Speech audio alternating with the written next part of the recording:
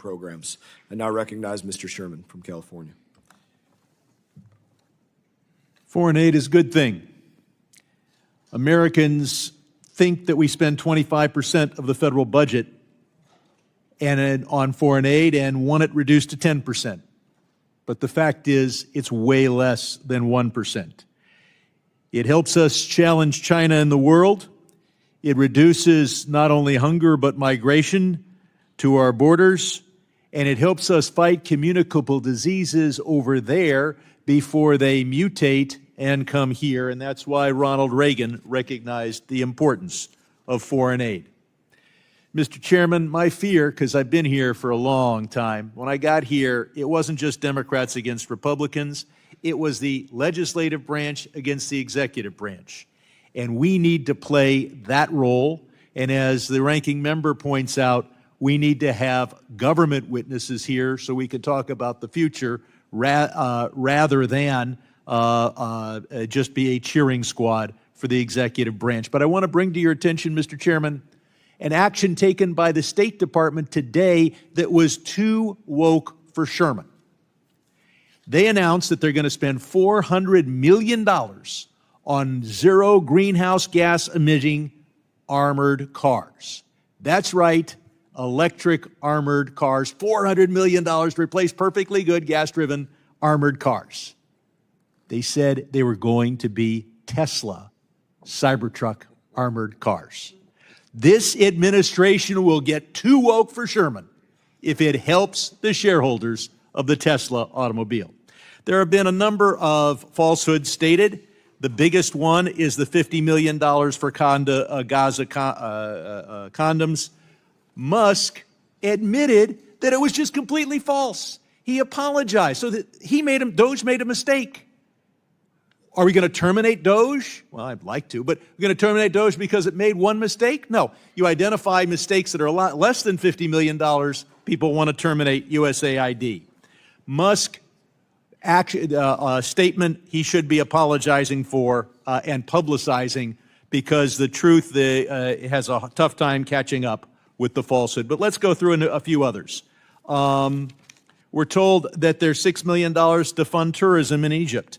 Mr. Nasios, you would demonstrate how that's a good program.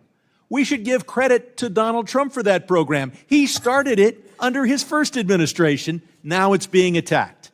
We're told that circumcision is terrible. It's a very cheap operation. It's only done voluntarily. It's been done by Democratic and Republican administrations, including Trump. Why? Because it's a 60% reduction in the risk of female-to-male transmission of HIV. We were told that USAID was spending $80 million on subscriptions to Politico. No, the entire executive branch was doing that. But you know who else spends money on Politico? Republicans in Congress who spend $800,000 of their office budget on Politico. And Mr. Chairman, you didn't spend any money on Politico. Like me, you spent your money on on Bloomberg, as do I. Of course, Michael Waltz spent his money, over $8,000 on Politico just for his own office. The list goes on and on. But we are told that there's waivers for all this. Well, PEPFAR has been allowed to work, but they have no access to funds. But what doesn't get a waiver is democracy programs, and we need democracy in Iran. Education programs and economic development. So it's okay under Trump to give a hungry man a fish, but it's illegal to spend $1 to teach him to fish or to tell him how to get a fishing pole. And under that, we'll be feeding hungry Egyptians forever because they won't have the tourism so that they can buy their food on the world market. We need education, we need democracy, we need economic development.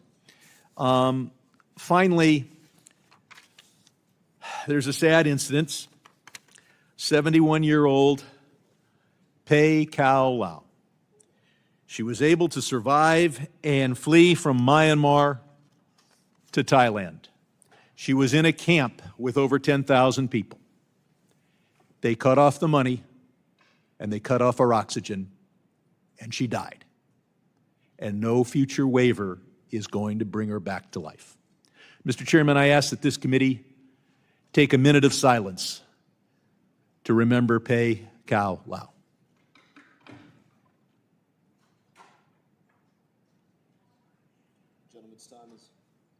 Gentleman's time has expired, and I would also point out that PEPFAR care and treatment, HIV prevention, their PEPFAR programs have been reauthorized for $500 million and other appropriations as well, just in case you were not aware.